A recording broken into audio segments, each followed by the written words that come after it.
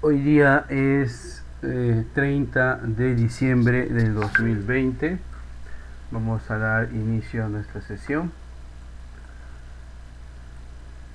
Bien, hemos estado desarrollando ayer todo lo referente a la unidad número 11 correspondiente a polígonos. Hemos hecho un resumen de lo que es un polígono, de lo que es un polígono regular, algunas propiedades de los polígonos regulares, y hemos referenciado algunas ecuaciones o fórmulas de los triángulos, de las circunferencias, triángulos inscritos, circunscritos. Ojo, no hemos revisado todo. Se ha convenido de que, de acuerdo al caso que nos toque resolver, vamos a estar revisando la fórmula o ecuación que nos conviene. Entonces, lo que sí les he recomendado es que visualicen o hagan un resumen de todas las fórmulas que hay en esa unidad, y en todas las demás unidades les recomiendo que trabajen así para tener a la mano ese resumen cuando vayamos a resolver algún ejercicio. Bien, hemos desarrollado también tres casos de el libro de trabajo, y hoy vamos a continuar con el caso número 4. Vamos a hacer un recorte. Ahí está. Lo copiamos. Vamos a acomodarlo por acá. Y acá lo pegamos. Ahí está. Bien.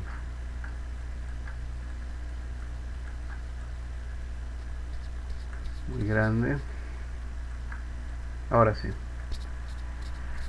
En el caso número 4 nos dice lo siguiente. El enunciado nos dice lo siguiente: ¿cuántos lados tiene un polígono si la suma de sus ángulos internos o interiores es de 3240 grados?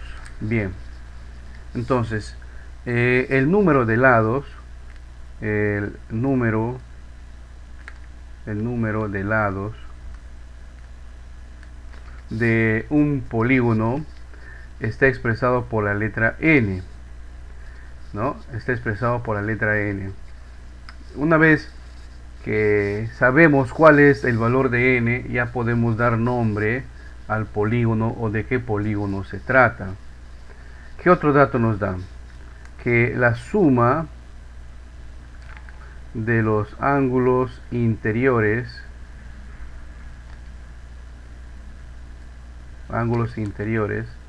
es igual, me dicen, a 3240 grados sexagesimales. Ojo, siempre en estos temas vamos a utilizar la medida de los ángulos sexagesimales, no otros sistemas.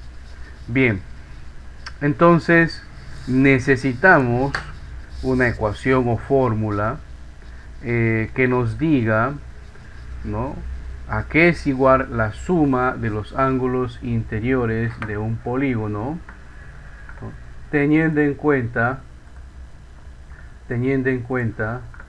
sus números de lados. Entonces vamos a revisar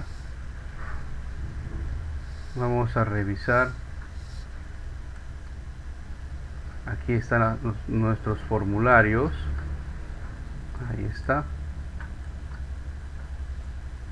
Entonces, una de esas fórmulas tiene que hacer referencia a la suma de los ángulos interiores. Y acá efectivamente, acá podemos visualizar que es esta, ¿no? Que es esta de acá. Ángulos internos, ¿no? Esa es la medida de un ángulo interno, y la suma de los ángulos internos está por acá arriba. Entonces la fórmula que nos conviene utilizar es esta, ¿no? La suma de ángulos internos o interiores también le llaman, es igual a 180 grados por n menos 2, y esa es la fórmula que vamos a utilizar. De esa manera también ustedes tienen que trabajar siempre insisto de que es muy probable de que nos olvidemos de las fórmulas, pero si tenemos a la mano un compendio, un resumen, es muy fácil pues recordar y ver qué nos conviene, ¿no? Entonces la suma de ángulos internos es igual a 180 grados multiplicado por el valor de n, que es el número de lados del polígono, menos 2. Ahora la suma de ángulos internos ya lo tenemos, ¿cierto? Es igual a 3240. Entonces ese valor vamos a utilizar. Sustituimos. Borramos acá, ¿no? 3240 igual a 180 por n menos 2. Muy bien. Este 180 que está multiplicando pasa a dividir. Tendríamos entonces 3240 grados sexagesimales entre 180 grados sexagesimales igual a n menos 2. Movemos un poco la pizarra. Entonces acá podemos reducir, miren, se van o se eliminan grados con grados, 0 con 0, y al final es una división entre 324 entre 18, ¿verdad? A modo de colaborarme, para que no se estén durmiendo, Sebastián, si me apoyas con esa división de 324 entre 18. Gracias al apoyo de Sebastián, continuamos. El resultado de esto es, según su cálculo, 18 igual a n menos 2. Por lo tanto, ese 2 que está restando pasa a sumar, y ordenando ya la ecuación por conveniencia, pues tendríamos de esta manera, ¿no? Entonces n es igual a 18 más 2, 20. Entonces n representa el número de lados.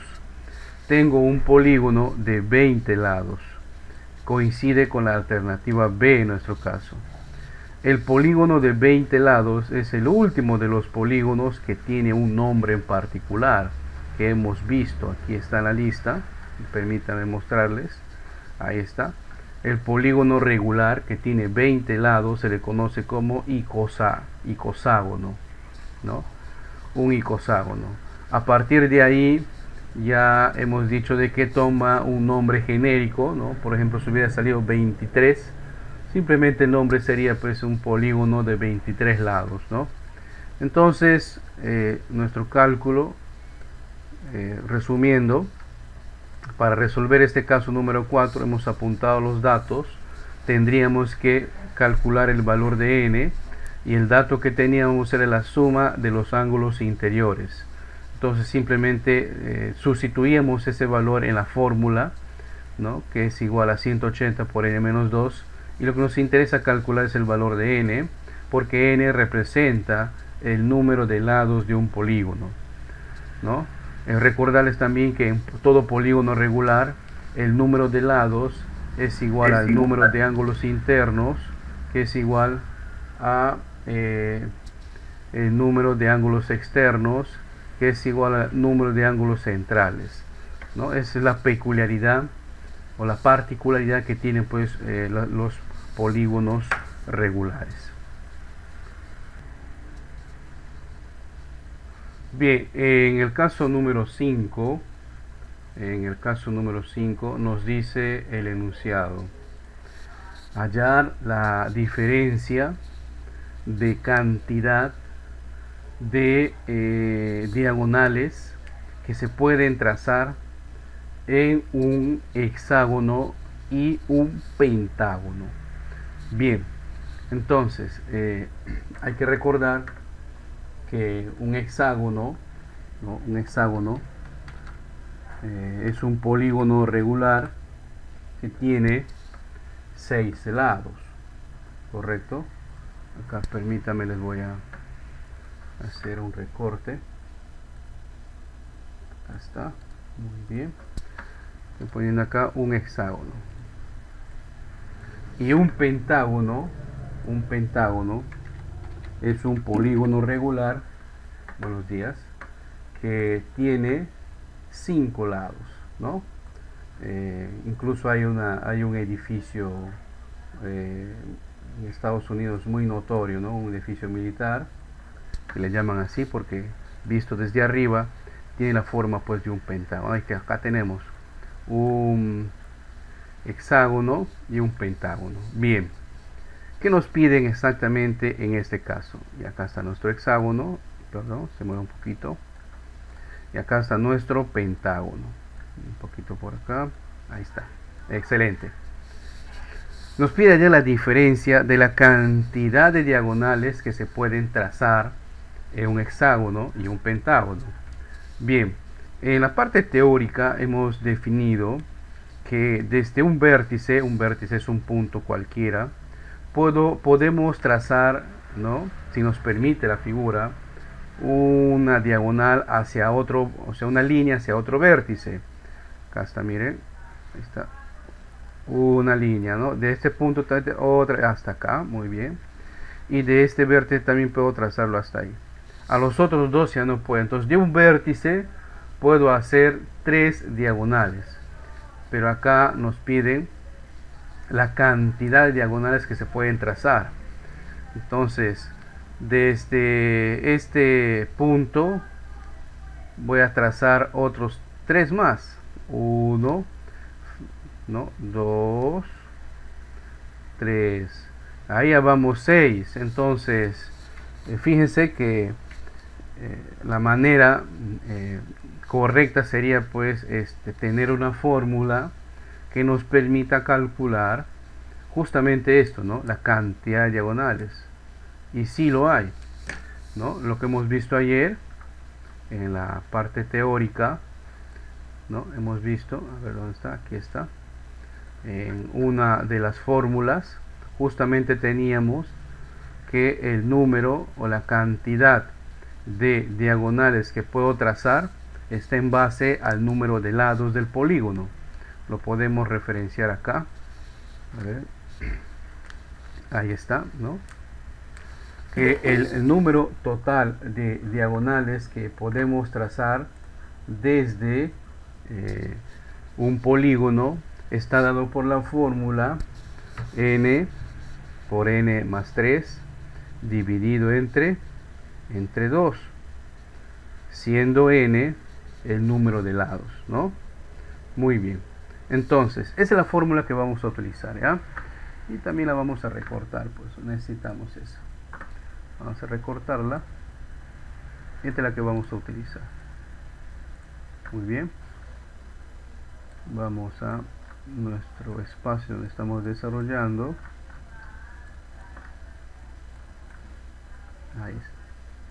Ahí está.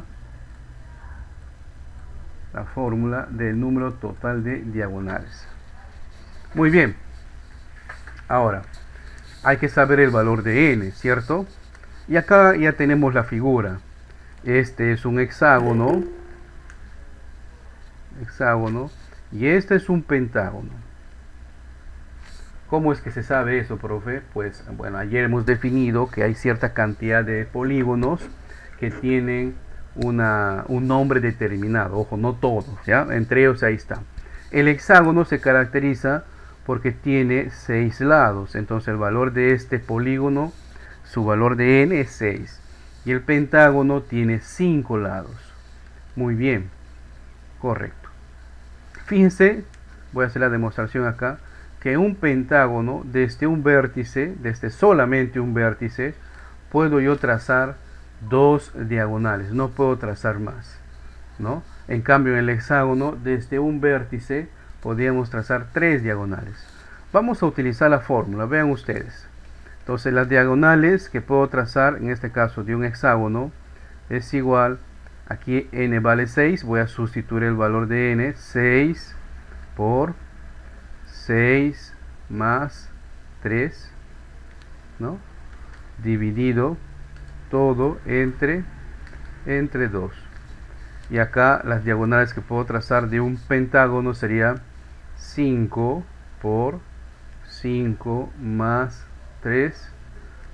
Todo esto dividido entre 2. Muy bien, movemos un poquito la pizarra, ahora sí.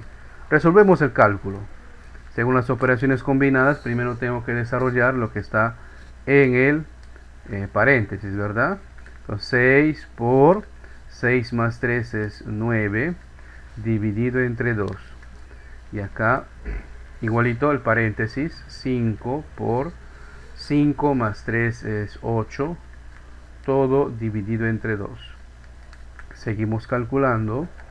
Podemos reducir, fíjense, mitad de 2 es 1, mitad de 6 es 3, mitad de 2 es 1, mitad de 8 es 4. Entonces ya no tengo nada en el denominador, vamos a desarrollar. 3 por 9 es 27, y acá 5 por 4 es 20. Muy bien, entonces la cantidad total de diagonales que podemos trazar desde un hexágono es 27. Acá lo tenemos, ¿ya? 27. Y la cantidad total que podemos trazar desde un pentágono es 20. Nos están pidiendo la diferencia. Y acá de repente les voy a explicar por qué. En el enunciado falta alguna precisión. Entonces la diferencia será 27 menos 20, o sea 7. Pero ustedes notarán, no coincide con ninguna de las alternativas. Puede ser el caso porque siempre estoy advirtiendo de que hay ejercicios tanto en el libro de trabajo como en los ejercicios de autoestudio, eso que lo resuelven ustedes, tengan mucho cuidado, en donde no siempre van a coincidir las alternativas. Entonces ahí tengo 20, debe ser la diferencia 7, ¿no? ¿Por qué? Si en el enunciado nos hubieran precisado, allá la diferencia de la cantidad de diagonales que se pueden trazar desde un vértice, si acá habrían puesto desde solamente un vértice, hubiera sido distinto. Con las líneas verdes nos hubiéramos dado cuenta, ¿verdad? Desde un vértice acá puedo trazar ¿cuánto? Acá podemos trazar solamente 3. Y desde un vértice acá podemos trazar solamente 2. Y la diferencia de esos es 3 menos 2, 1. Acá sí tendría solución, pero el enunciado en sí carece de precisión, ¿ya? Por eso es que tengan cuidado ahí, ¿ya? Si hubiera sido acá desde un vértice, bueno, hubiera sido el resultado 1. Pero como no nos detallaban, pues hemos calculado en base al total de diagonales. Allí está. Muy bien. Nos dice el enunciado número 6. Si el perímetro del triángulo equilátero es de 24 centímetros, hallar, bueno, más que hallar debe ser calcular, ¿no? Calcular el perímetro del triángulo BHC, ¿no?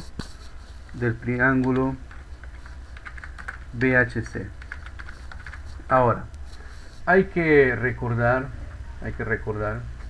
cuáles son las particularidades pues de un triángulo equilátero, ¿verdad? Porque nos dicen así, que todo este triángulo es un triángulo equilátero. Un triángulo equilátero pues forma parte de los polígonos regulares, ¿no? Porque cumplen las dos condiciones esenciales. Recordemos, sus tres lados son iguales, ¿correcto? Y además sus tres ángulos son iguales. Y si son iguales, miden exactamente 60 grados, ¿correcto? Y además de eso, a ver, voy a hacer otro recorte más pequeño, más grande por acá, para pintar el triángulo que necesitamos. Ahí está, bien. Este triangulito necesitamos, lo voy a pegar por acá. Ahí está, muy bien, excelente. Entonces ya está acotado y está referenciado este triángulo. ¿A qué me refiero? O sea, sus vértices ya vienen con una letra mayúscula, lo cual es normal. Aparte, notamos que desde el vértice B se trazó una perpendicular O sea, se trazó una altura porque acá forma un ángulo de 90 grados, este símbolo no olviden 90 grados, y que formó otro vértice, el vértice H. ¿Qué nos están diciendo? Que el perímetro, voy a apuntar acá, el perímetro de todo este triángulo es de 24 centímetros, ¿no? ¿Qué es el perímetro? El perímetro es la suma de los lados del triángulo. ¿Cuántos lados hay acá? Tenemos el lado AB, tenemos el lado BC y tenemos el lado CA.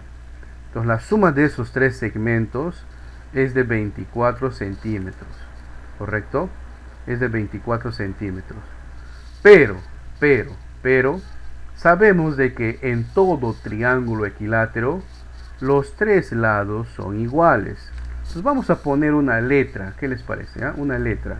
Esta será pues X, X y X. Esos lados se llaman X. Entonces, acá tengo el valor de X más X más X. Y este es igual a 24 centímetros. Fíjense que hemos llegado a una ecuación de primer grado. Sumamos acá 3x igual a 24 centímetros. Entonces el valor de x será 24 entre 3, 8, ¿no? 8 por 3, 24. Entonces cada lado, uy, qué pulso, cada lado mide 8 centímetros. Vamos a apuntar ese valor. Este lado vale 8, este lado vale 8. Y hay una propiedad, esa está en la parte teórica, hay una propiedad, ¿no?, que nos dice que en todo triángulo equilátero la altura también es bisectriz, también es mediana. ¿Qué significa esto de mediana? Que parte al otro segmento en segmentos iguales. Si ese es el caso, entonces si todo vale 8, este segmento valdrá 4 y este segmento valdrá 4, ¿no? Repito, hay una propiedad en los triángulos equiláteros, ¿no?, que una altura, la altura es un segmento que se traza desde un vértice hasta el otro lado, ¿no? Le parte en un punto formando un ángulo de 90 grados. Es una perpendicular, una altura. Pero en un triángulo equilátero, hablar de altura es lo mismo que hablar de mediana. ¿Y qué es la mediana? Es un segmento también que parte de un vértice y divide al otro segmento en mitades, en dos mitades iguales, ¿no? Entonces, esa peculiaridad solamente se da en un triángulo equilátero, no en todos. Por lo tanto, yo puedo deducir en base a esa propiedad sin ningún cálculo que hacer que este segmento de acá, el AH vale 4, este vale 4, y también el otro segmento vale 4. Muy bien, hasta ahí todo normal. ¿Correcto? Bien. También sabemos que en todo triángulo equilátero sus ángulos valen 60 grados. Este será 60 grados y este será 60, ¿no? Como es la mitad, esto va a ser 30 grados. Ahora me piden calcular el perímetro ¿de quién? Del triángulo, y este es un triángulo rectángulo, ojo a ese dato, del triángulo BHC, o sea, de B, H y C, ¿correcto? Entonces, el perímetro es la suma de sus lados. Entonces voy a sumar los lados BC más el lado CH más el lado HB, y ese me va a dar el valor del perímetro. Ese es su perímetro, pero una acotación. Tengo el lado BC, que es 8. Tenemos el lado HC, que es 4. Pero no tenemos el lado HB, ¿correcto? Entonces, para poder calcularlo, tenemos varios caminos. El primero, y el más fácil de todos, es recordar el teorema de Pitágoras. Profe, ¿cómo es un teorema de Pitágoras? No era un triángulo equilátero, pero fíjense, voy a dibujar acá el triángulo BHC. Esperemos que la inteligencia artificial me ayude. Ahí está, muy bien, ¿no? Este es el vértice B, este es el vértice C y este es H, Y es rectángulo porque el ángulo acá es de 90 grados. La hipotenusa en este caso vale 8, un cateto vale 4, y este valor que le vamos a llamar y no lo conocemos, ¿verdad? Necesitamos ese valor para poder calcular el perímetro. Muy bien, vamos a aplicar entonces el teorema de Pitágoras. Y ahora la historia, pues ya sabemos de que realmente no fue él el autor, ¿no? Porque hay manuscritos en India, ¿no? De hace muchos años antes del nacimiento de Pitágoras que hacían referencia a ese teorema, ¿no? Bien, un poquito de historia. Que nos dice que la hipotenusa al cuadrado, o sea 8 al cuadrado, es igual a la suma del cuadrado de los catetos, o sea 4 al cuadrado más y al cuadrado. Profe, ¿le puedo poner otra letra? Sí, ponle otra letra, pero no le pongas x porque ya le hemos puesto x al lado más grande. Resolvemos entonces, acá tengo 8 al cuadrado, 64, 4 al cuadrado, 16, más y al cuadrado. Movemos un poquito la pizarra. La tengo entonces 64 menos 16 es igual a y al cuadrado, ¿no? ¿Cuánto será 64 menos 16? ¿No? 6 al 14 es 8, 2 al 6 es 4, 48 es igual a y al cuadrado. Por conveniencia ahora le acomodo pues como tiene que ser una ecuación sin que se altere nada. Entonces el valor de y será raíz cuadrada, porque está el exponente, ¿no?, de 48, ¿no?